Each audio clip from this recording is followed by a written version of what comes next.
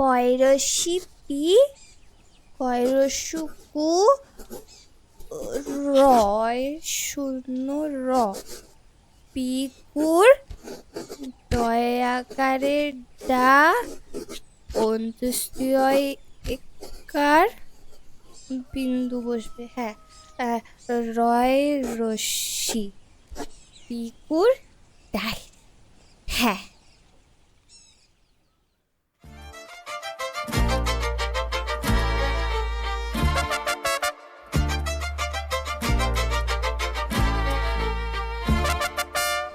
নমস্কার, গল্প ফ্লোতে আপনাদের স্বাগত। এখানে গল্পরাও কথা বলে আপন মনে। চলুন আজ বাংলার কিছু বেছে নেওয়া গল্পের স্রোতে হারিয়ে যাই।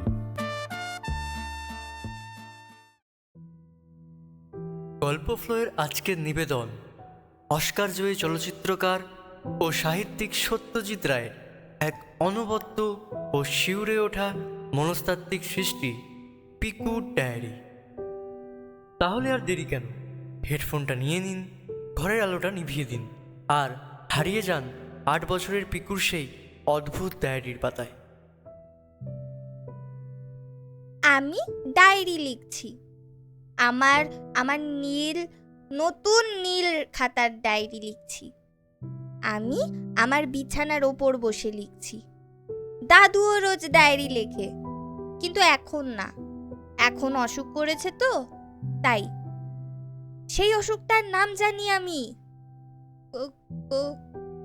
Coronary thrombosis. হ্যাঁ, বাবা ডায়েরি লেখে না, মাও ডায়েরি লেখে না, দাদাও না, খালি আমি আর দাদু লিখি। দাদুর খাতার চেয়ে আমার খাতাটা অনেক বড়। অনুকূল এনে দিয়েছে, বলল 20 পয়সা দাম। মা আগেই টাকা দিয়েছিল।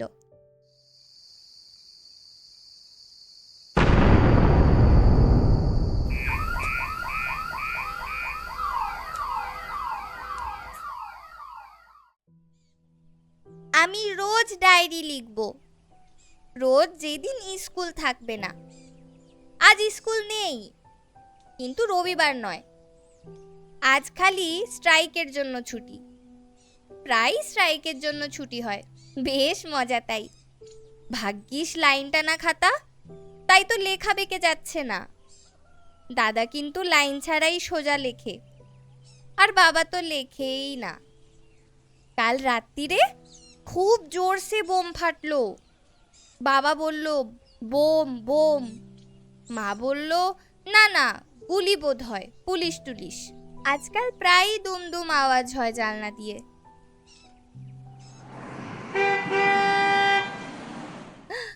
ওই যে গাড়ির আওয়াজ, এটা নিশ্চয়ই হিতেশ কাকুর। আমি জানি, স্ট্যান্ডার্ড হেরল। তাহলে নিশ্চয়ই মাই এসছে। আজকাল মা খুব জিনিস দেয়, একটা পেন্সিল কাটার, একটা রিস্টাচ, যাতে খালি 3টেই বেজে থাকে, একটা হকি স্টিক আর একটা বল। ও, আর একটা বই, সেটা গুম ফেরি, না না, গুম ফেয়ারি টেল। হ্যাঁ, তাতে অনেক ছবি। আজ কি আনবে সেটা ভগবানই জানে।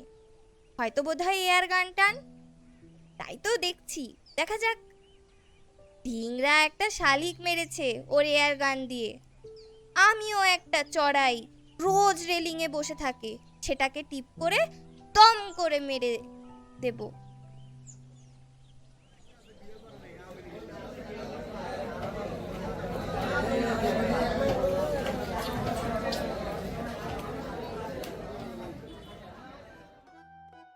কাল মা এয়ার গান দিলেন নিউ মার্কেট থেকে। সেটা হিতেশ কাকু দিল আর বলল, পিকু বাবু, এটা কিন্তু আমি দিলাম, তোমার মা দেয়নি কিন্তু। হিতেশ কাকু ঘড়ির একটা ব্যান্ড কিনেছে। ঘড়ির নামটা আমি বললাম টিস্ট, আর হিতেশ কাকু বলল, টিসো, শেষের টিটা উচ্চারণ হয় না রে। আমার এয়ার গানটা খুব ভালো আর খুব বড়। একটা কোটাতে ছড়রা আছে, অনেক, 100রও বেশি। আমায় শিখিয়ে দিয়েছে হিতেশ কাকু। আমি মেরেছি এমন আকাশে, আর অনুকূল চমকেই গেছে। চড়াইটা কাল আসেনি, আজও আসেনি, বদমাইশ আছে। কাল আসবেই আসবে, আর আমি তো রেডিই থাকবো। আহা, আবার বন্দুক কেন? তাতে কি? এমনিতে বাইরে দুমদাম লেগেই আছে, আবার কেন বন্দুক বাড়িতে? কি হয়েছে তাতে? দূর, তোমার কোনো সেন্সই নেই। এত চেঁচামেচি অফিস থেকে এসে কেন? বাবা বললেন না। বাবা হ্যাঁ বললেন ইংরেজিতে, মাও ইংরেজিতে। মা খুব তাড়াতাড়ি ঠিক সিনেমার মতন বললে। আমি জেরি লুইস দেখছি, আর ক্লিন্ট ইস্টউড আরেকটা। এটা হিন্দি, সেটা মিলু দিদিদের সাথে দেখি। সেটাই ফাইটিং নেই। এই যা, বোধহয় কলমে।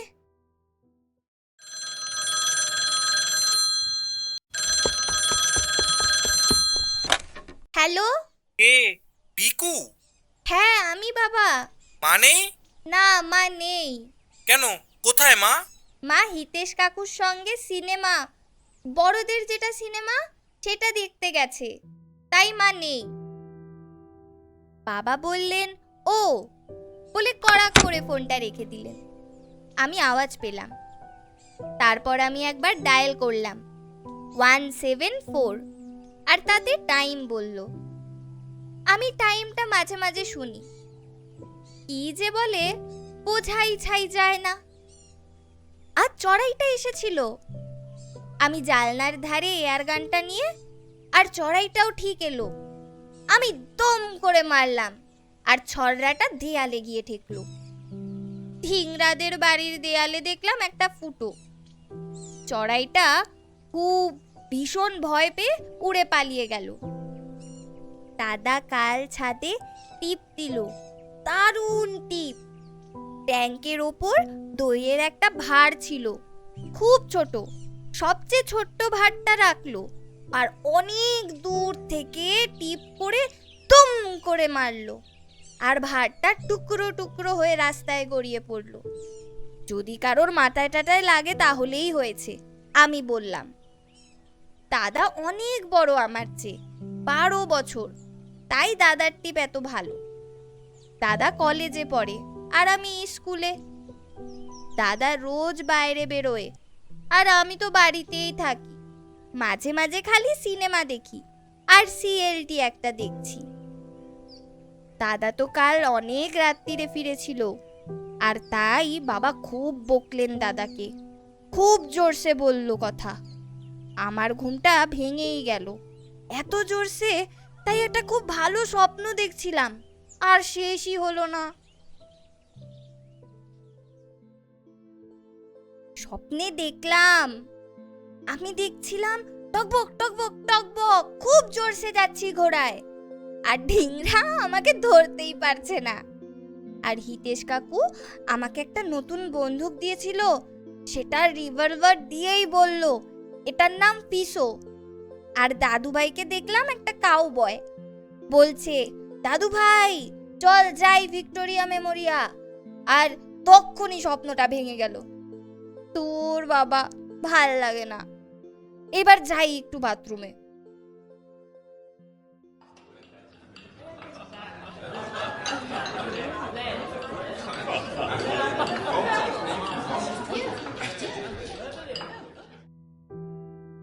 কাল আমাদের বাড়িতে পার্টি ছিল, কিন্তু আমার জন্মদিন না, এমনি একটা পার্টি ছিল। সবাই খালি বড়রা, তাই আর আমি যাইনি, খালি মাঝে মাঝে একটু দেখে আসছিলাম। খালি বাবার বন্ধুরা আর মায়ের বন্ধুরা ছিল, দাদারও কোনো বন্ধু ছিল না। দাদা তো নেই, পরশু কিংবা তরশু থেকেই নেই, তা জানি না কোথায় গেছে। দাদা তো পলিটিক্স করে, তাই হোপলেস, বাবা খালি খালি বলে, আর মাও বলে। মা তো বারণ করে, তাই আমি পার্টিতে যাই না। কিন্তু কাল 3টে সসেস খেয়েছি, আর একটা কোকা কোলাও। একজন সাহেব ছিল ওখানে, সে খুব জোরে হাসে, আর একজন মেম সাহেব, আর মিস্টার মেনান আর মিসেস মেনান ছিল, আর একজন শিখও ছিল নিশ্চয়ই। আমি পাগড়িতেই বুঝে গেছি।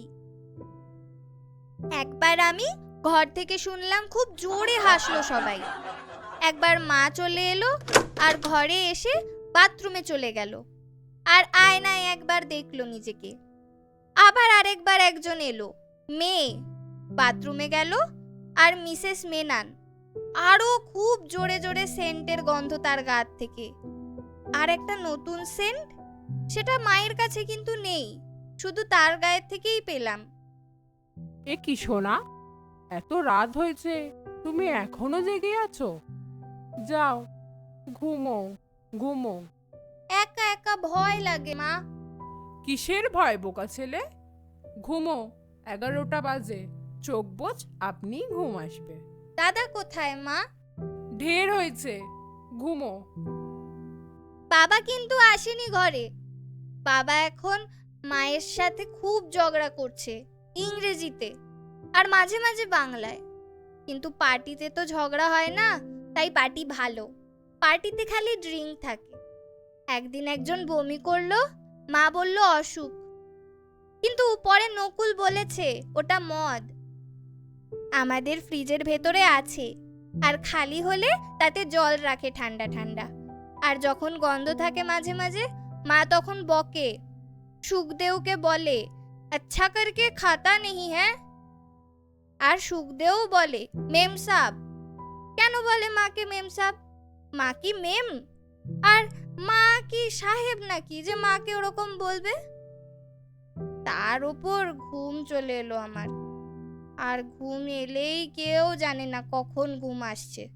দাদু বলে মরে গেলেই নাকি লম্বা ঘুম, আর খালি স্বপ্ন আর স্বপ্ন, আর যা দেখতে চাই তাই নাকি স্বপ্নতে আসে।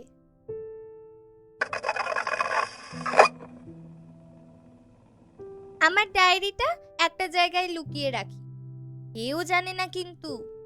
সেটা আমাদের পুরনো গ্রামোফোন, সেটা হাত দিয়ে দম দিতে হয়, কিন্তু এখন আর কেউ বাজায় না, কারণ এখন নতুনটা ওই যে ইলেকট্রিক আর লং প্লে চলে যেটাতে, সেইটা এখন চলে এসেছে, তাই আর পুরনোটা কেউ বাজায় না। আর সেই সেটের মধ্যেই আমি আমার ডায়েরিটা লুকিয়ে রাখি, তাই কেউ জানতেও পারে না যে আমি ডায়েরি লিখি। আমি তো অনেক লিখি, তাই আমার আঙুলগুলোও খুব ব্যথা করে। তাই মা যখন আজ নখ কেটে দিচ্ছিল, তখন আমি বললাম, মা লাগছে। মা বলল, কি হয়েছে, ব্যথা নাকি? আমি বললাম, না না, তাহলে যে ওই জেনে যাবে আমি ডায়েরি লিখি। ডায়েরি লিখতে গেলে কাউকে না জানিয়েই লিখতে হয়। দাদু বলেছে খালি নিজে লেখে আর পরে খালি নিজে নিজেই, আর কেউ তা জানতে পারবে না।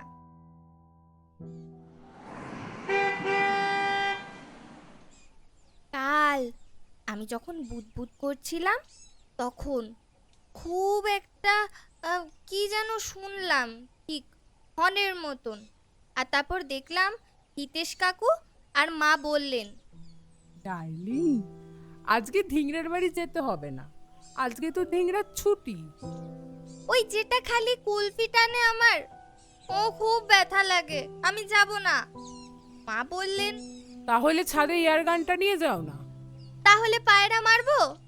ছি ছি ছি, তা কেন, এমনিই মারো, আকাশে যাবে। খেতো, আকাশে আবার কোথায় টিপ করব? তাহলে অনুকূলের কাছে যাও না। অনুকূল তো তাস খেলে, আর ওই দারোয়ান আর সুখদেও আর একটা লোক সব তাস খেলে, আমি ওখানে যাব না।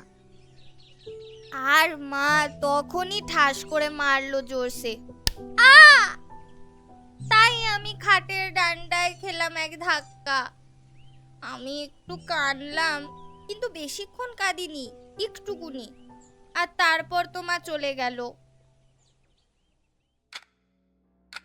আমি আবার আজকে ডায়েরি লিখছি। আমার ছড়াগুলো সব ফুরিয়ে গেছে, আর পায়রার গায়েও লাগেনি একটা। নিশ্চয়ই তাহলে বন্দুকটা বাজে ছিল। আমি ভাবছি ওটাকে ফেলেই দেব তাহলে। দাদার ড্রয়ারে আজ দেখলাম একটা টেক্কা দেশলাই। তাহলে দাদা তো নিশ্চয়ই সিগারেট খায়, নয়তো কেন দেশলাই? কিন্তু দাদা আসেনি। কোথায় গেছে ভগবান জানে, কি বোধহয় ভগবানও জানে না। যদি এবার মাও যদি চলে যায় তাহলেই তো মুশকিল। একবার কাল রাত্রিরে মা বলছিল বাবাকে চলে যাবে। আমি তো দুপুরে ঘুমিয়েছিলাম, তাই একটু জেগেছিলাম, চোখটা জোরসে বন্ধ করে। তাই মা জানে পিকু তো ঘুমাচ্ছে, আর বাবাও ভেবেছিল তাই। তাই ওরা খুব জোরে জোরে কথা বলছিল।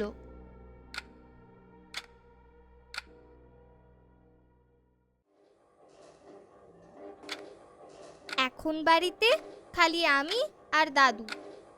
দাদু নিচে থাকে। ডক্টর ব্যানার্জি তো দাদুকে সিঁড়ি দিয়ে ওঠানামা করতে বারণ করেছে। দাদুর ওই করোনারি থম্বসি আছে না, তাই দাদুর কাছে তাই এখন একটা ঘন্টা রাখা থাকে। যদি কোনো কাজ থাকে তখনই টিং টিং টিং করে বাজালেই শোনা যায়। আজ একবার তাই শুনলাম দাদু বাজাচ্ছে। তখন আমি জানলা দিয়ে থুতু ফেলছিলাম খুক খুক খুক করে, যাতে অনেক দূরে যায়। আর তখনই সেই টিং টিং শুনে বুঝলাম যে দাদু ডাকছে। তখন আমি আরও 4টে থুতু ফেললাম, দেখলাম পাঁচিলের ওই দিকটায় যায় কিনা। তারপর ভাবলাম যে যাই, দাদু তো ডাকছে, শুনে আসি।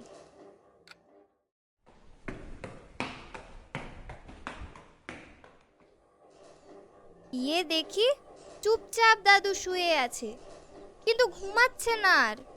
তাই বললাম, দাদু, ও দাদু, কি ব্যাপার গো?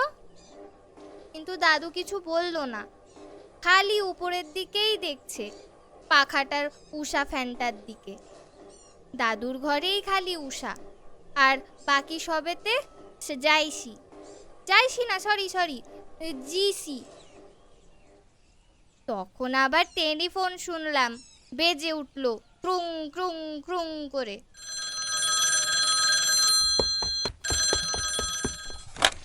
দৌড়ে এসে পড়লাম আবার। তখন অনেকক্ষণ ধরে বাজছিল। আমি বললাম, হ্যালো। हेलो मिस्टर शर्मा है? শর্মা টর্মা নেহি হ্যায়, রং নাম্বার। কড়াক করে কেটে দিলাম, আর তারপর দৌড়াতে দৌড়াতে খুব হাঁপিয়ে শেষটায় সোফায় গিয়ে শুলাম, আর পাটা তুলেই দিলাম। মা তো নেই, তাই পাটা তুলেই দেখলাম পায়ে ময়লা, কিন্তু মা তো নেই, কেউ কিছু তাই আর বলবেও না। আর এখন আবার আমার বিছানাতেই লিখছি ডায়েরি। আর পাতা নেই, কিন্তু এখন আর কেউ নেই, খালি আমি আর দাদু। আর একটা খালি মাছি আছে, খালি আসছে এদিক ওদিক দিয়ে, জ্বালাতন ভারী বদমাইশ মাছিটা। আর ব্যাস, এইবার পাতা শেষ হলো, খাতাও শেষ, বাস শেষ।